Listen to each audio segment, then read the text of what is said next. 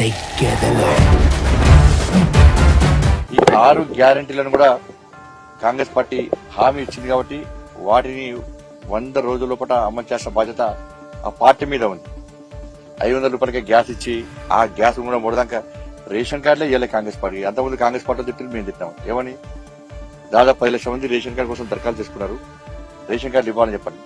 Ration కార్డులు ఇవ్వకుండానే మొదట రేషన్ కార్డులు ఉన్న వరకే 500 గ్యాస్ అన్నారు. మళ్ళీ ఇప్పుడు ఏమంటున్నారు, మహిళల పేరు మీద గ్యాస్ కనెక్షన్ ఉంటేనే ఫ్రీ ఇస్తామంటున్నారు. నాకు తెలిసి దాదాపు 90 లక్షల గ్యాస్ కనెక్షన్స్ ఉన్నాయి. కొంత అటు కావచ్చు. దానిలో 50% పురుషుల పేరు మీద ఉంటుంది. కానీ వాళ్ళందరూ గ్యాస్ ఇవ్వరా? గ్యాస్ ఇచ్చేది పెద్ద మహిళల పేరు మీద పురుషుల పేరు మీద అని కాదు. గ్యాస్ 500 రూపాయలకి ఇస్తున్నారు, గ్యాస్ ఇస్తున్నారు. కానీ ఇవ్వాల్సిన బాధ్యత మీ మీద ఉంది. ఒకటి ఎన్నికల కోడ్ పేరుతో తప్పించుకునే ప్రయత్నం చేద్దాం. వెంటనే 6 గ్యారెంటీలను అమలు చేయాలి.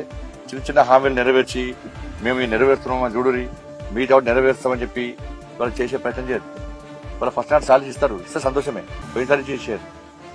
ఇది ప్రతి నెల తూచా తప్పకుండా శాలరీస్ ఇస్తామని చెప్పి ఇలా హామీ వెళ్తుంది కాంగ్రెస్ పార్టీ.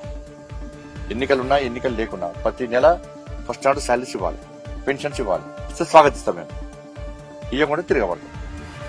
దాన్ని కాంగ్రెస్ పార్టీ గుర్తుంచుకోవాలి. ఎందుకంటే బీఆర్ఎస్ పార్టీ కాంగ్రెస్ పార్టీ రెండు కుమ్మక్కని. మీరు చూడండి, బీఆర్ఎస్ పార్టీ అవినీతి అని చెప్పి వీళ్ళు వాళ్ళని అంటున్నారు. వీళ్ళ విషయంలో కూడా వాళ్ళు కాళేశ్వరం మేడిగడ్డ అంటే వీళ్ళు పాలమూరు రంగారెడ్డి కృష్ణా జలాశయం వీళ్ళు అంటున్నారు. కాళేశ్వరంలో అవినీతి జరిగింది వాస్తవం. కాళేశ్వరంలో national dam safety authority team వస్తున్నది, గతంలో వచ్చిపోయింది.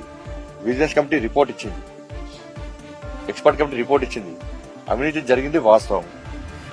జరిగిన తర్వాత విచారణ మళ్ళా దాన్ని ఇంకా టైంపాస్ బీఆర్ఎస్ కాంగ్రెస్ పార్టీ ఎందుకు చేస్తున్నది? చేయాల్సిన అవసరం ఏమొచ్చింది? కేంద్ర సంస్థలు చెప్పినాయి, ఇక్కడ సంస్థలు చెప్పినాయి, అందరు తెలుసు విషయం. మీరు కూడా ఆధారాన్ని విచారణ చేసినామని చెప్పన్నారు. యాక్షన్ తీసుకోవడంలో ఎందుకు ఆలస్యం అవుతున్నది? ఎందుకంటే మీరు యాక్షన్ తీసుకుంటే వాళ్ళు 6 గ్యారెంటీలు అడుగుతారు, బట్ టైం పాస్ చేయాలి. బట్ టైం పాస్ అంటే వాళ్ళు మీరు ఏం ఆరోపణలు చేయాలి? పాలమూరు రంగంటే వాళ్ళ ఆరోపణలు చేయాలి. కాబట్టి బీఆర్ఎస్ పార్టీ 6 గ్యారెంటీల మీద కాంగ్రెస్ పార్టీని ఎందుకు ప్రశ్నించలేకపోతున్నది?